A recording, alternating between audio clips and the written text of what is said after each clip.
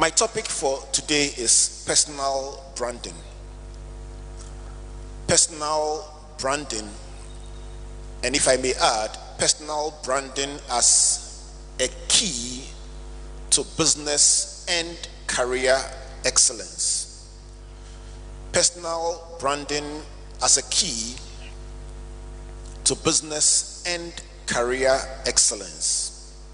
If you are on social media and you have your phone with you, you can tweet this, you can Facebook it, you can share it with your friends in any part of the world, and they can actually watch this live on Albert N.E. Ocran or Comfort Ocran A right now in real time. I have been thinking the past week since we got this invitation some time ago about some of the most important people I have interviewed on the Springboard Virtual University over the past 10 years. In August, it will be 10 years on the Virtual University, and I was thinking about some of the most important people I've interviewed and what was the one most important word I've learned from these people. And so I took the liberty of compiling 8 of the most important people I've interviewed in no particular order: Dr. Mensa Otabil, Dr. Joyce Ayi, Grace Ameobing, Albert Essien, Princess Umul Hatia, Kweku Beduado, Ochiame Kwame, and my best friend Comfort Ocran.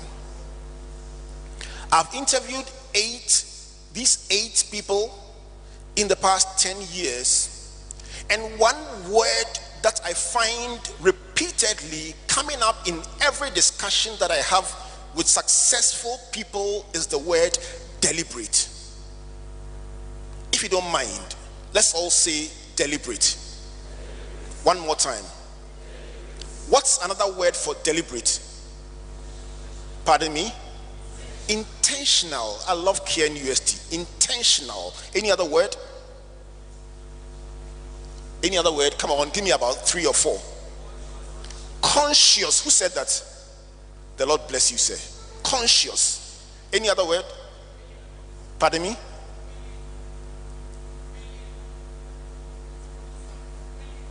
Willingly. Nice one. Anybody else? Yes? Planned. Planned. That's a good one. Planned. One more. Yes? Calculated. You know, if you are like me and you sit with somebody who says, the first day I walked into this bank, I told myself I will be empty, and in 12 years time he was empty. Then the next week you interview a second person and says, the first day I walked into this bank, I told myself I'll be empty, and in 10 years he was empty. Then you say, you can sit in KNUST and say, in exactly 10 years time I will be. Who wants to say I will be? I love this. Why don't you say it together? I will be. You will be what? I don't know what you want to be, but one thing I know is that you have the license to say I will be, because some of the things we are doing today that are being celebrated in this year's roadshow, we are linking together digitally 1 million people. And just before we climbed up, questions were flying into this conference from people watching us live from various parts of the world. Somebody asking, how do you combine your studies and business as a student? Coming via Messenger, WhatsApp, live on Facebook. How do we string together 1 million people? It's not something we woke up and said we will just do it. Yes, we said we will be, but beyond the be, we did something. What is it that makes a person set out and actually arrive at an intended destination? Those are the lessons that we'd like to share with you in this brief session on personal branding. So, what is branding? It's a word people use around a lot, but for your purposes, A brand is a powerful relationship that is fueled by a loyal belief system and connected to the principle of providing exceptional value. It's a powerful relationship that is fueled by a loyal belief system. Somebody says, listen, if I have to travel 5 kilometers to buy this particular brand, I will do it. And it's connected to the principle of providing exceptional value. And those are the words of Carl Speak. Why is it so important to provide exceptional value? Because several others are doing the same thing you are doing.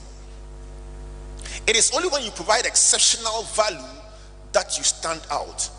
So, that is for branding in general. But what about personal branding? And I would like to say that a personal brand is simply the personal identity that stimulates a meaningful emotional response in others about what you stand for. Believe me, every one of you stands for something. If I went back to the slide I put up and I mentioned Dr. Mensa Otabil, you would mention a word. If I mentioned Dr. Joyce Ayi, you would mention a word. For every achiever that I mention, you will mention a word. Grace Amioping, somebody will say beauty or beautician. Archbishop Charles Gabriel Palmer Buckle, you will say faith or religion. Everyone is connected to a particular word. And it's not just the word, but there is also an emotional response that people have to that. Like a young man meeting me in Amsterdam Schiphol Airport, running to me and said, oh, I read your book and it changed my life. And there was such a huge crowd in transit. So I thought he should be a bit more considerate that people were watching us. He couldn't be bothered. He was so happy. If I was so happy that I also have to be happy, even though I was a bit shy. But you see, to him, he never dreamt he would meet the author. So he was very excited. It was an emotional response. One day I was walking with my mother through the 37 military hospital and she got to a particular ward. It was called the Ismon ward. And she put her hand on her heart and she said, oh, Ismon. Then I turned to my mom and said, was that your boyfriend? She said, no, you don't know. Ismon was the first person to conduct open heart surgery in Ghana. He was a professor, a surgeon. You see, the man was dead and gone, but to my mother, this was somebody who had done something that she felt truly grateful for.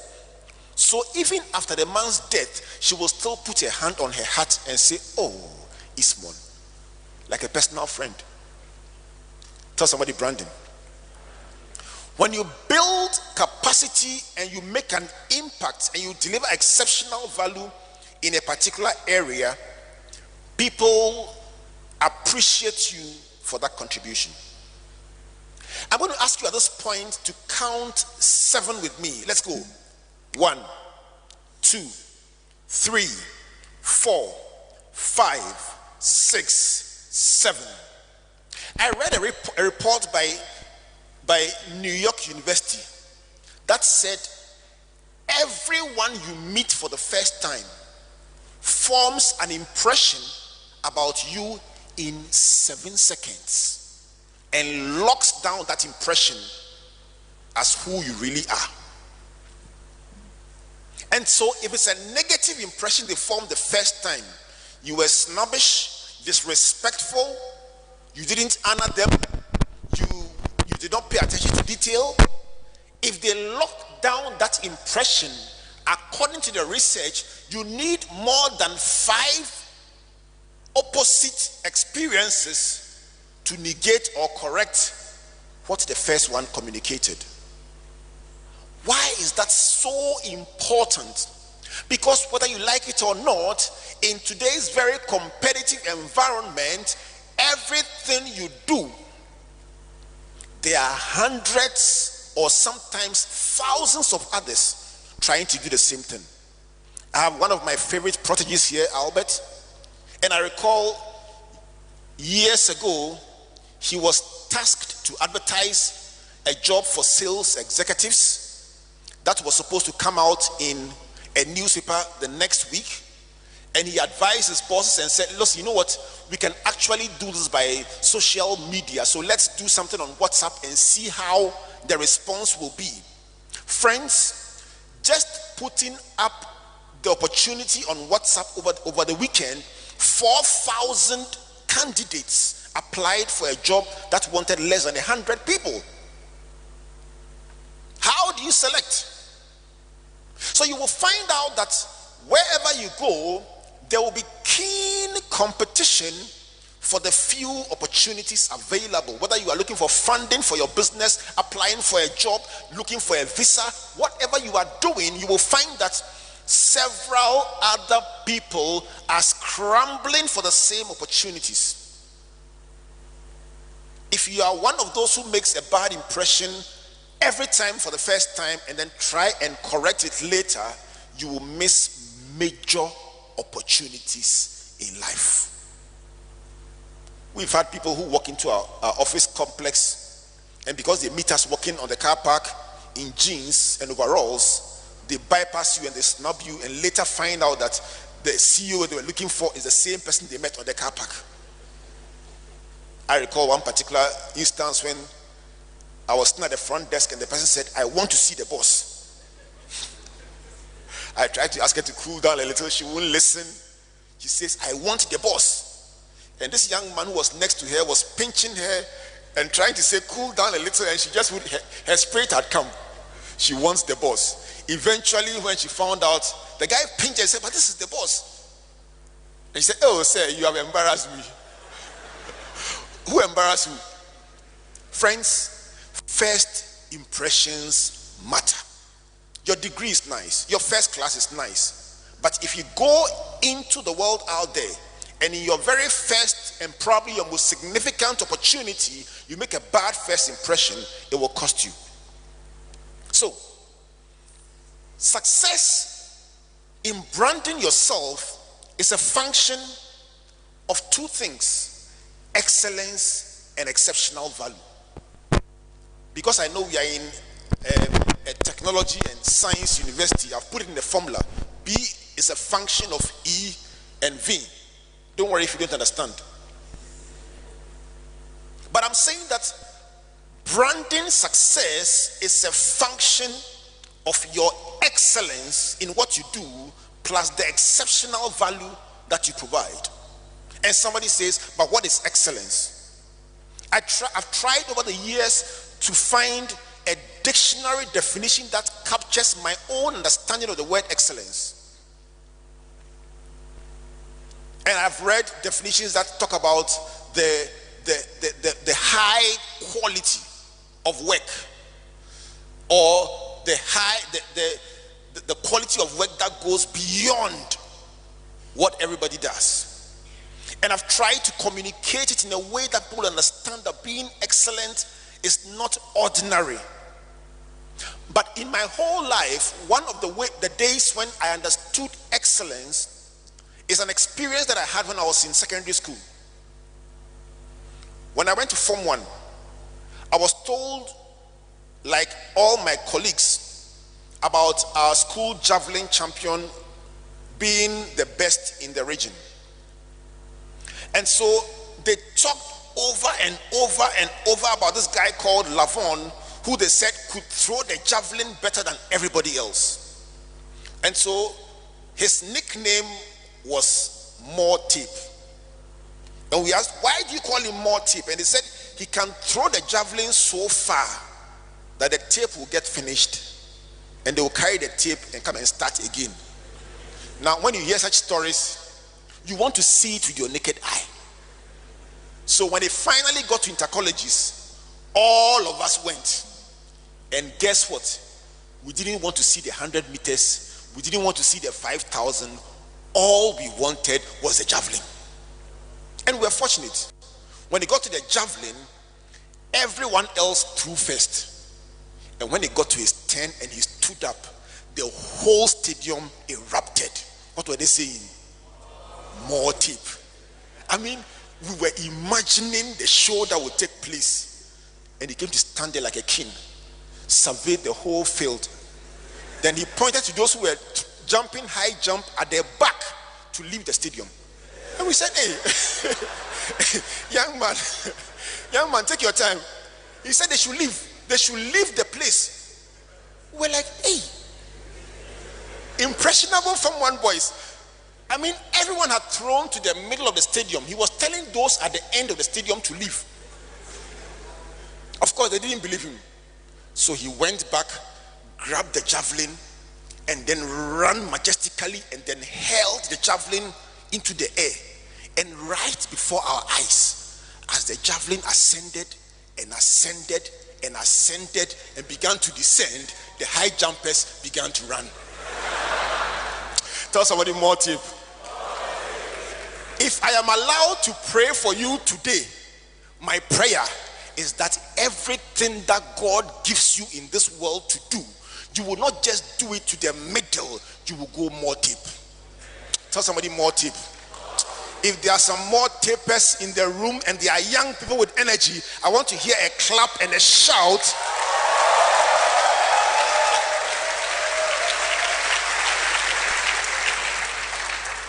Excellence is going beyond the existing mark, breaking records, stretching the limits, doing what hasn't been done before, not giving excuses, pushing until you get the results. Why is that important?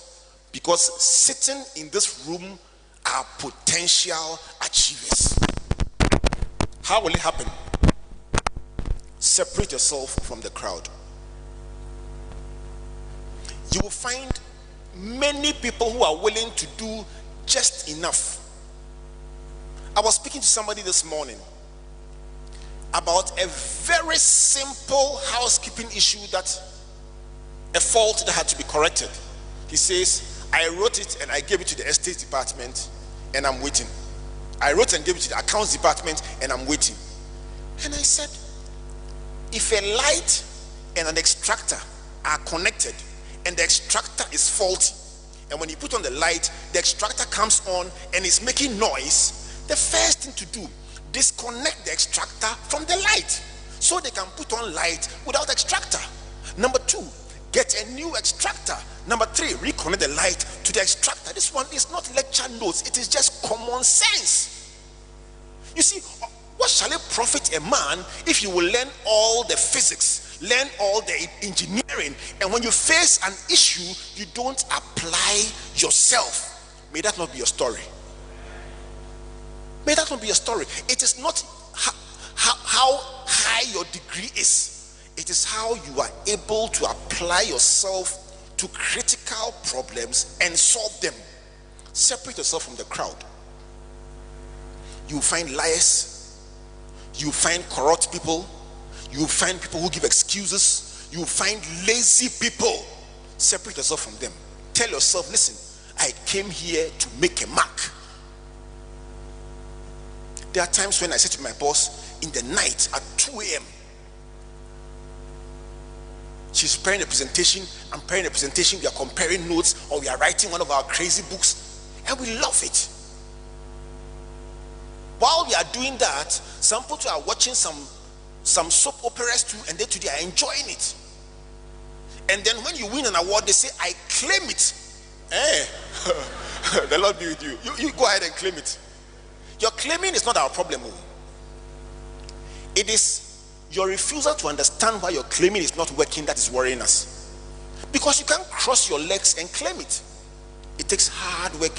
It takes a lot of thinking. It takes a lot of deliberateness. Tell somebody deliberate. Let me leave you with 10 keys to building an indelible personal brand. It doesn't matter how bad your brand has been. It doesn't matter how many mistakes you've made. These 10 golden keys will reposition your personal brand. And I'm saying reposition because somebody will say, if I had heard this 5 years ago, I wouldn't have made some mistakes. Number 1, redefine your career. Who do you work for? You work for yourself. It doesn't matter who pays your salary, you work for yourself. The reputation you are building it for yourself. If you are called a lazy person, listen, wherever you go, your reputation will follow you. I recall one of our colleagues getting a job in social work in London, and she had left our company some years ago, and she got the job, and they said, we need a reference from everywhere you've worked and everywhere you've been all your life. And they came to us, and you know, the British reference is not like the Ghanaian one. Detailed questions. What was her relationship with her bosses like? How did she live? What was the means of communicating her departure? Did she give notice? Look, you can't lie. And we knew that if we answered the questions as truthfully as we should, the next flight back home, what do? Do you tell the truth for somebody to lose her job, or do you forgive? I will leave the answer to you to think about. But one thing is certain: whatever reputation you leave behind you as you go, it will follow you. So don't take any job like, oh, this one I'm doing it anyhow. When I get the real job, then I will showcase what I'm able to do. Take every opportunity like World Cup. So rebrand yourself as the CEO of Me Incorporated. Let's all say Me Incorporated. I am the CEO of Albert Ocran Incorporated. I am responsible for the image I leave of myself everywhere I go. Me Incorporated. Rebrand yourself as the CEO of Me Incorporated. Number 2, choose an area of expertise, a field where you say, this is what I want to be the master in, or the boss in, or the mistress, or the captain in. Listen, you cannot be an expert in neurosurgery, astrophysics, dentistry, everything. You can't. And law, you can't. There are things that when people invite me for, I politely decline, and there's no shame in it, because I want to be known as an expert in my area. And that is why people will invite me for the same thing from all over the world. Why? Because they know what I am good at. What I'm not good at, it doesn't worry me. I try to be stronger and stronger and stronger in my chosen field, and there is enough opportunity in that field for me to prosper. What are you good at? What keeps you awake at night? What is it that you are willing to leave everything else and pursue? What is it that when you do, and even if they don't pay you, you still feel happy because this is what you were born to do? What is it that you have not learned in school, but you still know it so well that when you do it, people say, how do you know? You say it is just intuition. What is it that when you do and you lie down at night, you hold your heart and say, this is what I was born to do? Identify your field. So number 1, rebrand your career. Number 2, identify your field. Number 3, commit to excellence. Tell yourself that I would always pursue best practice.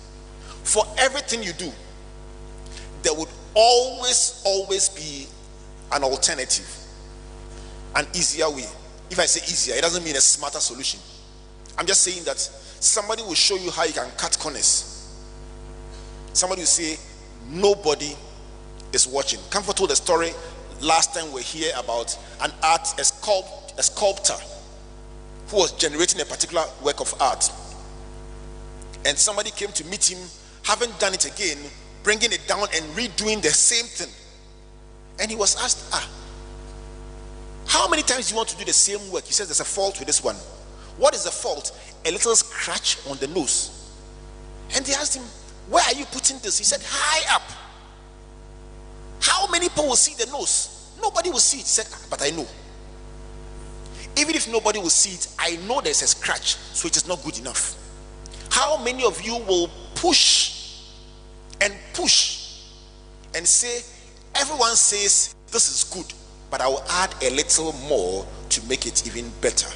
It is those who answer that question who become excellent. Number 4, invest time and money. The thing that is dear to your heart, you invest in it. If you value something, you invest your resources in that thing. You can't tell me you love something. Let's say you want to be a world-class. How many musicians are here? You love music. Ah, lovely. So who's your favorite musician? You. Who's your favorite? Frank Schubert. Okay. What's that? Classical? Violinist. I knew that was classical music. He did is it the Ave Maria? Fantastic.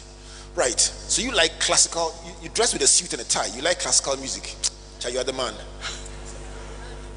So imagine that your favorite classical music group has come to Ghana and they are performing at the National Theatre, and then you don't go and you say, I want to be world class. And I say, but you knew a year in advance that Schubert will come to Ghana and you didn't go. If I were you, what's your name?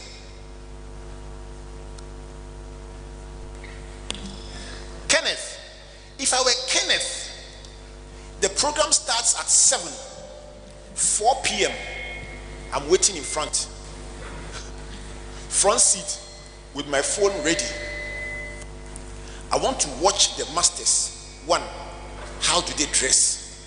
2, how do they enter the stage?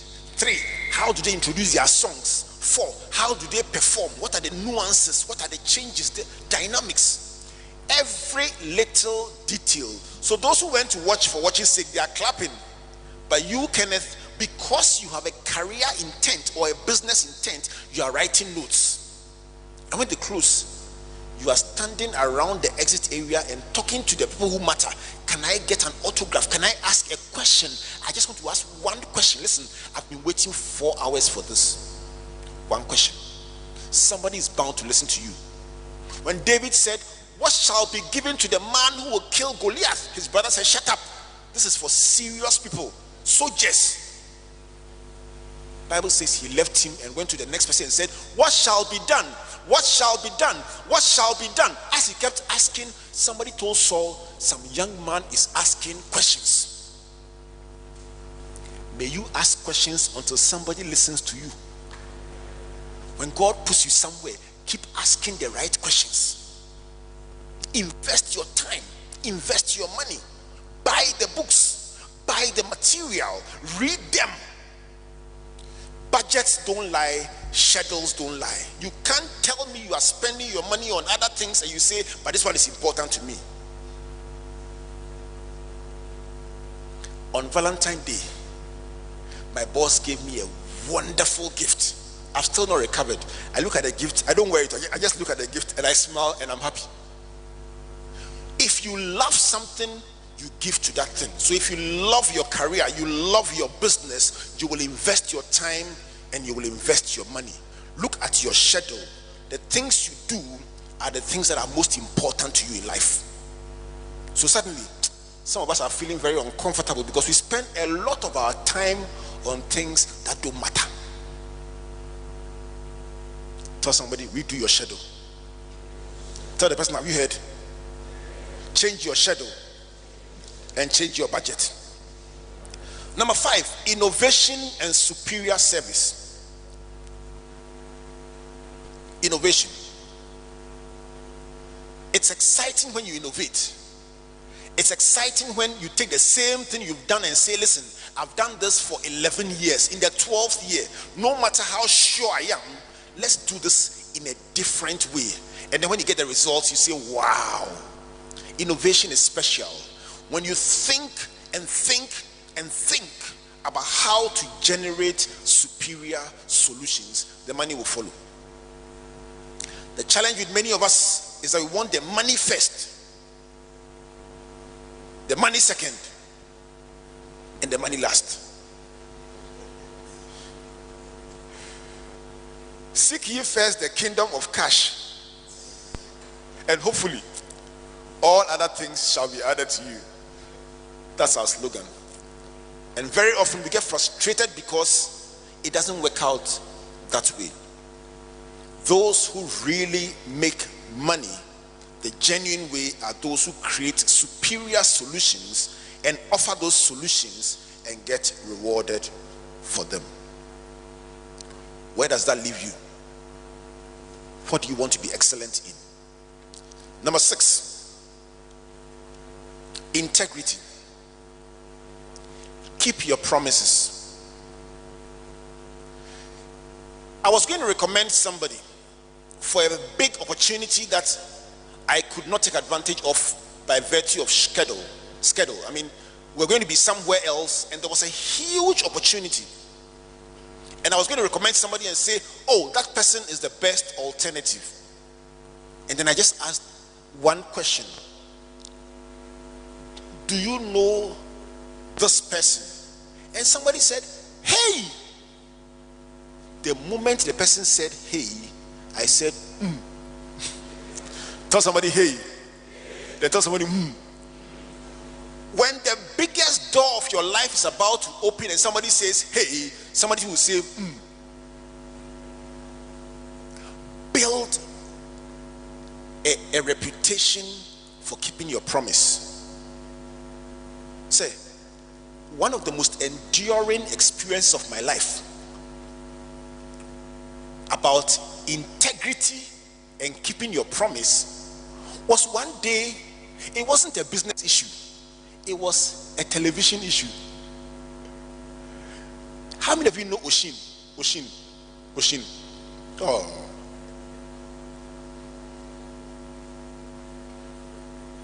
okay. Which one do you know? Kumkum Bajia. Even that one. Yesterday I saw some Indian one with chi. Is that the one? I loved it. Yesterday was the first time I saw it. It was very funny. But on a more serious note, Ocran was the first soap opera that was showed, series that was showed in Ghana. It was a Japanese girl. Very sad story.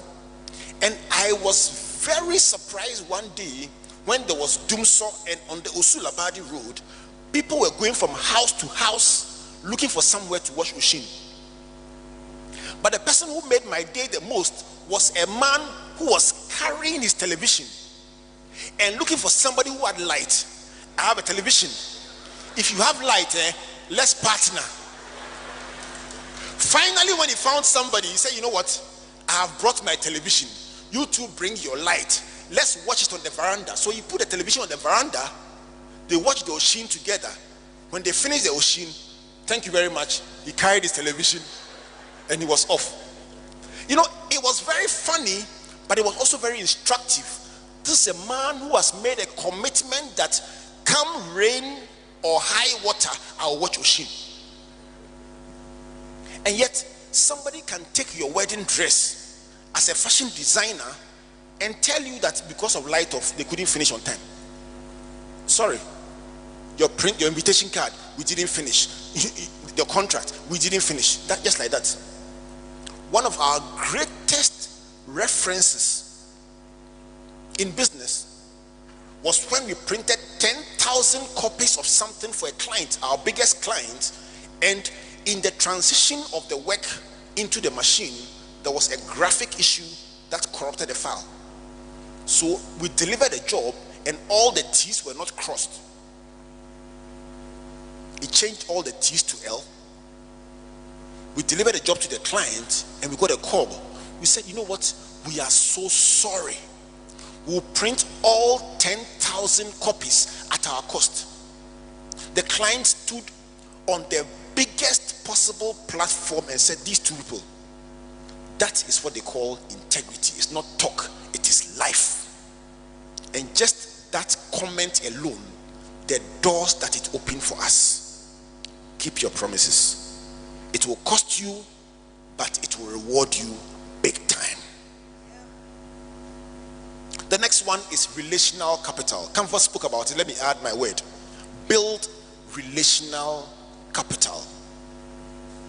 I look at some of the most significant opportunities I've had in life, and they've come from people that I've met along the road in life, and I took time to cultivate and preserve these relationships. I always tell myself, do you know the person sitting next to you could one day be the governor of the central bank? Do you know the person sitting next to you in this conference could one day be the president? And if you come to a conference like this, do you know it is said that for every conference like this, it is the top 5% of thinkers who attend. So just by being here, you are the top 5% of thinkers in this university. Isn't that good news? Clap for yourselves.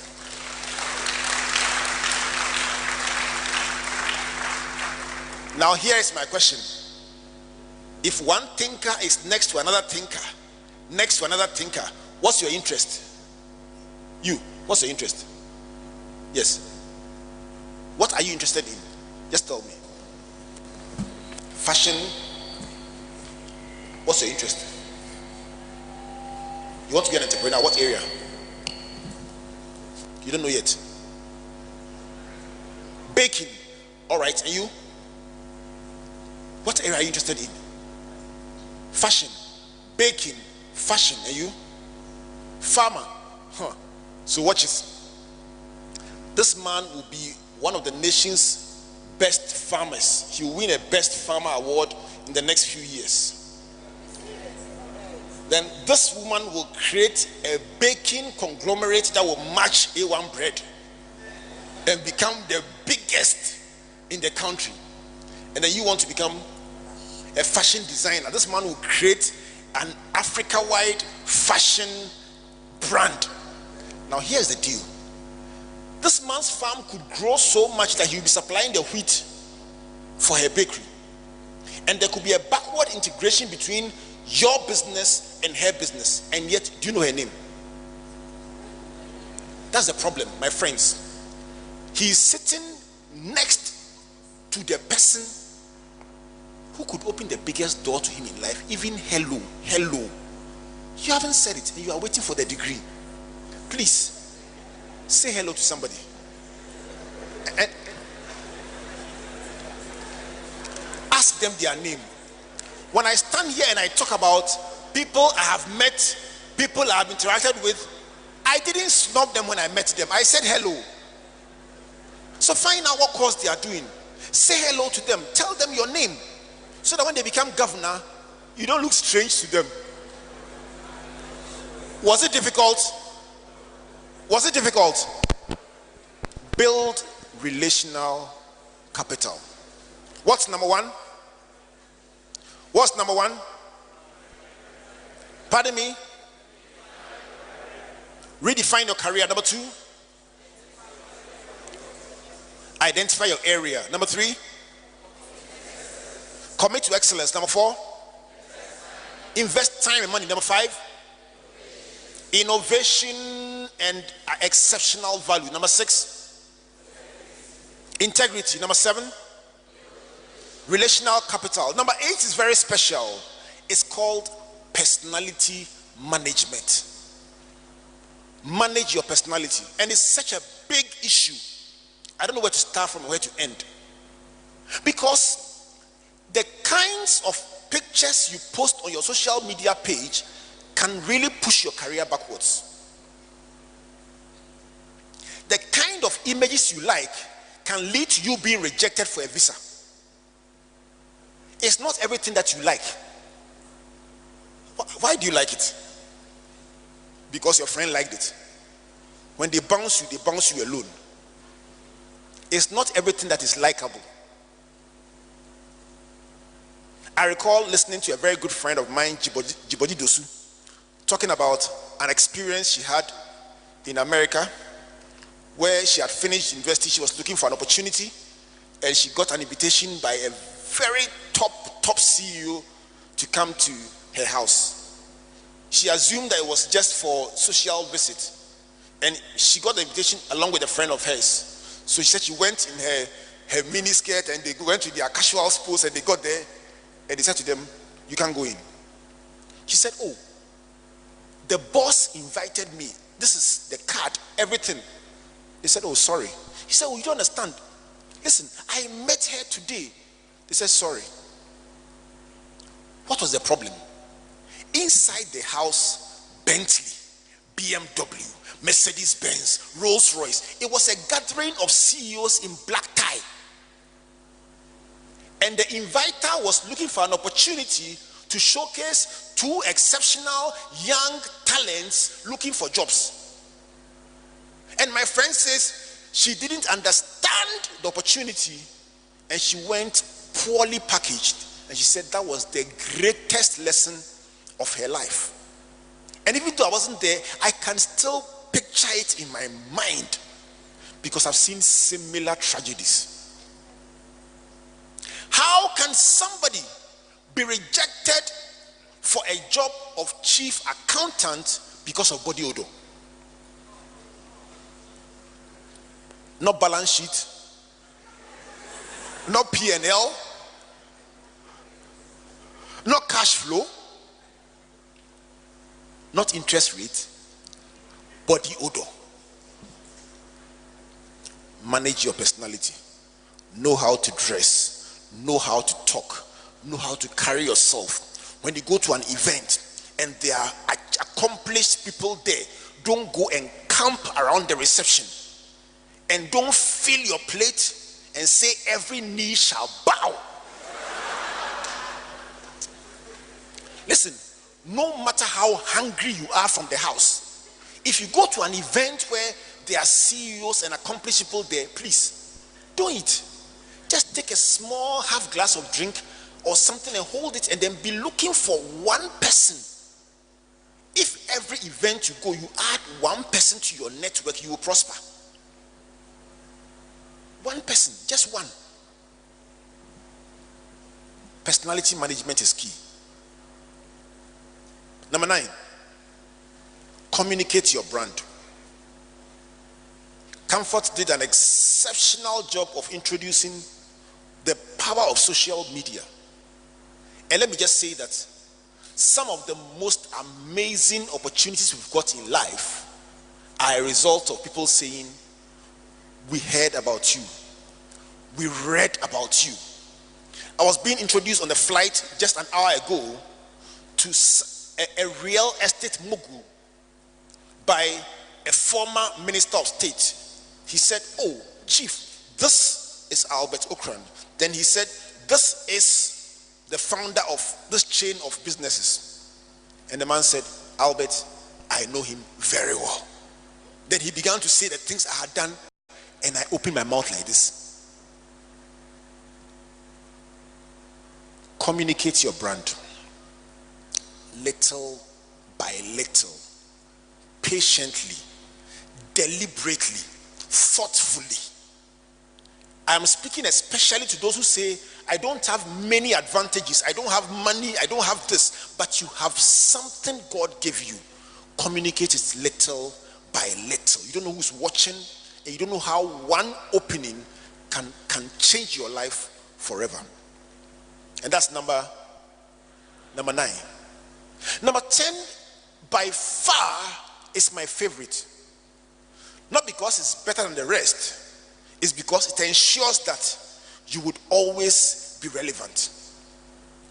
What shall it profit a woman if you were champion last 2 years and today nobody hears of you? What shall it profit a man if you rise to the top in your field and you get complacent and others come and pass you and you are watching and saying, oh, don't mind them. When were we? Where were they? Improve every day. Not every year. Not every decade. Not every week. Every day. Commit to daily improvement in what you do. Let me speak to the fashion designers here. Let me speak to the engineers here. Let me speak to the architects here. Let me speak to the artists here. It doesn't matter what course you are doing. If you know what I did for my first degree, it has nothing to do with what I'm doing now. But guess what? I can interpret my thoughts using economic analysis because I read economics. and I read an MBA, and so I can talk about backward integration, and I can use these analysis. But ultimately, what I'm doing is not about economics. It's not even about an MBA. It's just about finding my God-given gift and applying myself to it until the world listens. I don't know why you came here today. I don't even know why you found yourself in this conference. It may be because it's compulsory for you, or because you had a little time on your hands, or you may have heard about my boss and came to see her. It's all good. The most important reason is that you are here. And let me close with this story about a young man who went in response to an advertisement. A very rich man had said he had only one daughter, and therefore he will do a competition for the most eligible bachelor in his town to inherit his business and marry his daughter. So a group of able-bodied young men lined up, all looking for the chance to marry the rich man's daughter. When they lined up, the man unveiled the pool in his house, and in there was a crocodile. And he said, the one who can swim across the water will marry my daughter and inherit my wealth. Everyone said, the spirit indeed is willing, but the flesh is weak. And so everyone was looking at their friend and saying, maybe you go, I won't attempt. Until they heard a loud splash, and this guy was swimming frantically across the water, and everybody was clapping at this guy who was so brave. Within seconds, the guy was out of the water. You scientists call it adrenaline. He was out of the water. So everyone rushed to him clapping, and the old man came panting and said, young man, you are the bravest young man I've seen in my whole life. You win my daughter, my wealth, my business, my everything. He said, pause. Who pushed me? Who pushed me? The man did not plan to swim, but accidentally somebody pushed him. But once he got into the water, he swam across. I don't know how you came here. Somebody may have pushed you, but once you are here, swim, swim, swim, swim across and finish in style and achieve that dream. Thank you for coming. God bless you all.